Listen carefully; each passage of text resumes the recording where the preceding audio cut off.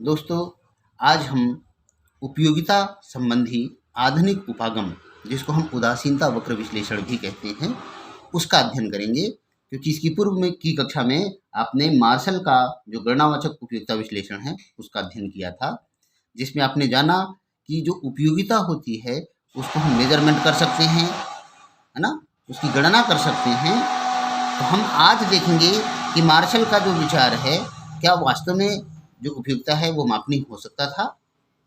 तो उसके देखेंगे कि किस प्रकार वो नया जो कॉन्सेप्ट आया है वो बतलाता है कि उपयोगिता का हम मापन नहीं कर सकते, बल्कि उसको एक निश्चित क्रम दे सकते हैं। क्योंकि वास्तव में जो उपयोगिता है, जो व्यक्ति को प्राप्त होती है, ये एक मनोवैज्ञानिक तथ्य है ना। इसको हम केवल फील कर सकते हैं, अनुभव कर सकते हैं कि इस वस्तु को खाने से हमको कितना संतोष प्राप्त हुआ। वास्तव में इसका कैलकुलेशन नहीं कर सकते। मान लीजिए हम कहते हैं कि मैंने पहली रोटी खाई और 20 यूटिल्स को प्राप्त किया, तो ये बताएंगे कैसे? ऐसा कौन सा आपके पास एपरेटस है, कौन सा उपकरण है जिससे यूटिलिटी को मेजर कर सकते हैं आप? तो आप देखेंगे कि ऐसा कोई भी आज तक, जैसे आप लंबाई के लिए मीटर का प्रयोग करते हैं, अगर गर्मी की बात कर रहे हैं तो टेम्परेचर आप देखेंगे थर्मामीटर से आप प्रयोग कर सकते हैं। तो जितने वैज्ञानिक उपकरण हैं, इससे आप एक निश्चित मात्रा में बतला पा रहे थे कि वास्तव में कितनी दूरी है, कितने मीटर की दूरी है, कितना वेट है ना, कितने एम्पियर की विद्युत धारा वही है। तो ये जितनी भी चीज़ें हैं, ये सभी साइंटिफिक जो एपरेटस होते हैं, वैज्ञानिक उपकरण होते हैं, इसका हम मेजरमेंट कर सकते हैं। लेकिन चूंकि उपयोगिता, मैंने एक रोटी खाई, एक रसगुल्ला खाया और मैंने गोभी की सब्जी खा ली, ये तीनों को मिलाकर मेरे को कुल कितनी उपयोगिता मिली, इसको मैं मेजर किससे करूँगा? ऐसा कौन सा वैज्ञानिक उपकरण है? तो आप कहोगे कि वास्तव में हमारे पास ऐसा कोई उपकरण होता नहीं है, ये तो सिर्फ फील की बात थी। हम ये जरूर कह सकते हैं कि हमारे पास 3 मिठाइयाँ हैं, तो हम 3 मिठाई में ABC, इमरती, रसगुल्ला और मान लीजिए बर्फी, 3 का प्रयोग कर रहे हैं। तो ये हर व्यक्ति के ऊपर डिपेंड करता है कि उसको किस चीज़ से अधिक संतोष मिल रहा है। तो हम बता सकते हैं कि हम एक निश्चित क्रम दे सकते हैं।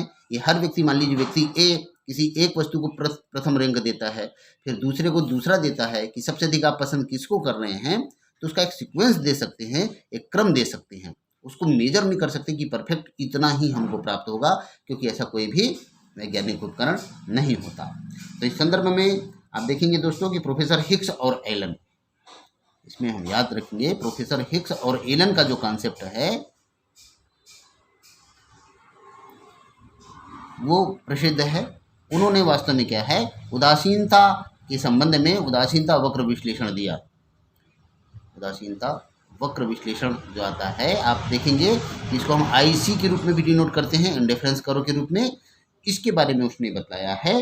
और उन्होंने क्या किया कि जो संख्यावाचक दृष्टिकोण था उसको रिजेक्ट किया और उपयोगिता के क्रमवाचक दृष्टिकोण को प्रस्तुत किया। इनका जो विचार था वो क्रमवाचक दृष्टिकोण था।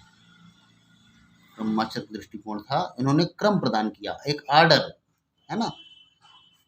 हमको ऑर्डर देना है कि हमारे पास मान लीजिए वस्तु A थी, B थी और C थी। इसमें सबसे अच्छी मेरे को ये लगती है, फिर सेकेंड नंबर ये लगती है और तीसरा नंबर ये। तो मैं एक सीक्वेंस दे सकता हूँ, ये नहीं बता सकता कि A से मेरे को कितना मिला, फिर 2 से किससे मिला और 3, माने सबको हम मेजर करेंगे तो क्या मेजर किया जा सकता है? तो क्योंकि मेजर नहीं किया जा सकता।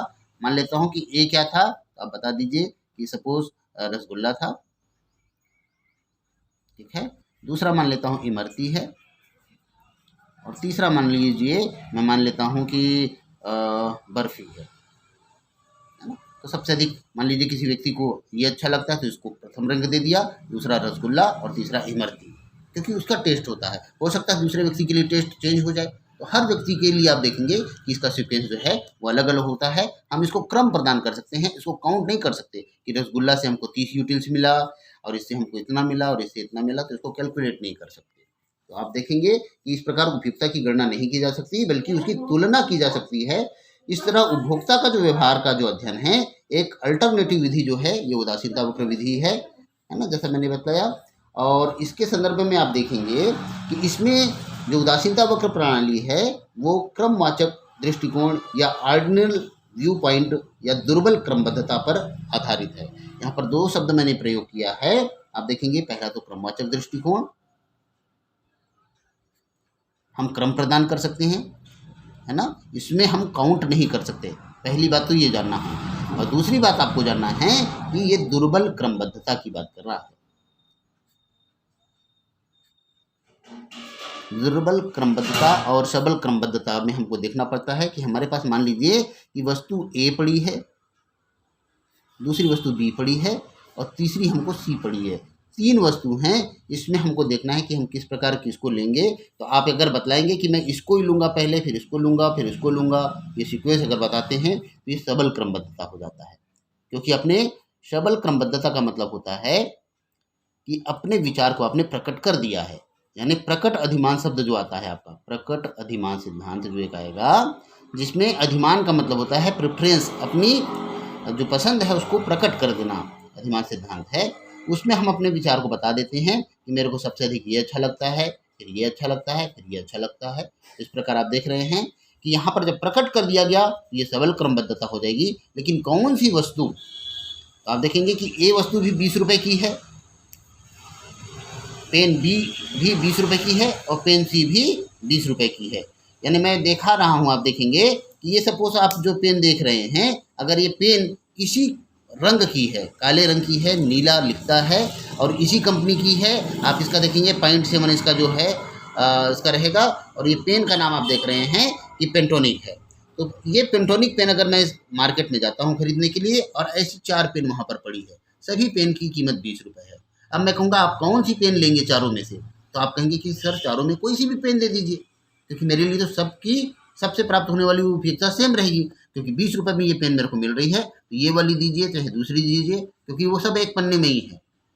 तो आप वहाँ पर कोई प्रेफरेंस नहीं कर सकते, कोई सी भी आप दे दीजिए, क्योंकि सबसे मेरे को संतोष कैसा मिल रहा है, एक जैसा मिलेगा। चाहे पेन ए दीजिए, चाहे बी, चाहे सी, चाहे डी, क्योंकि पेन सब वही है, उसी कंपनी की है, उतने रुपए की है, उसी फ्लेवर की है, और उसके बाद उसी कलर की है ना। तो इस प्रकार आप बताएंगे कि यहाँ पर कोई भी कंज्यूमर अपना अधिमान प्रकट नहीं कर पाता कि कोई सा भी दे दे भैया, क्योंकि मेरे को सबसे संतोष एक जैसा मिलेगा। कॉमन लेवल ऑफ सेटिस्फेक्शन, यानी सेम लेवल ऑफ सेटिस्फेक्शन, एक जैसा हमको संतोष सभी पेन से मिलने वाला है। लेकिन अब मैं यहाँ पर पेन आप देखेंगे कि बदल रहा हूँ। इस पेन को रख दिया, ये लाल रंग की पेन है, ये काले रंग की पेन है, ये रेनाल्ड की पेन है आप देख रहे हैं, और जबकि ये पेन जो है ये आपको दिख रही है यूनिमैक्स की है। तो तीनों कंपनियां अलग अलग हो गई।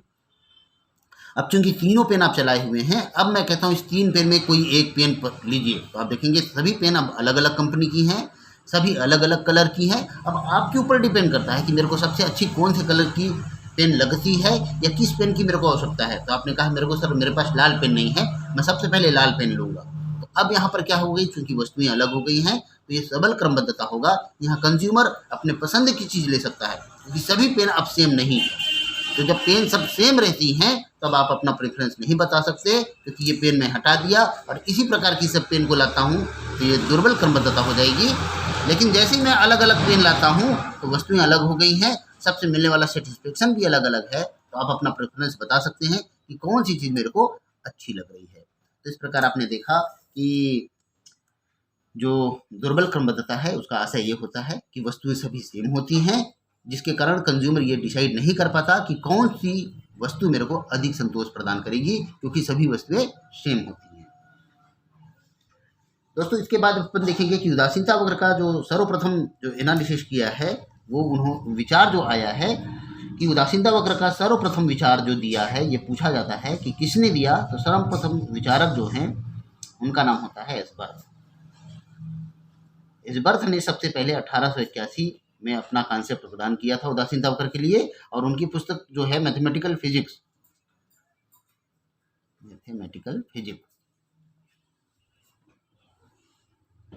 ये उनकी पुस्तक थी। उस पुस्तक में उन्होंने उदासीनता वक्र का सबसे पहले वर्णन किया था। और उसके बाद आप देखेंगे कि और जो अन्य नाम आते हैं वो है पेरेटो का नाम है।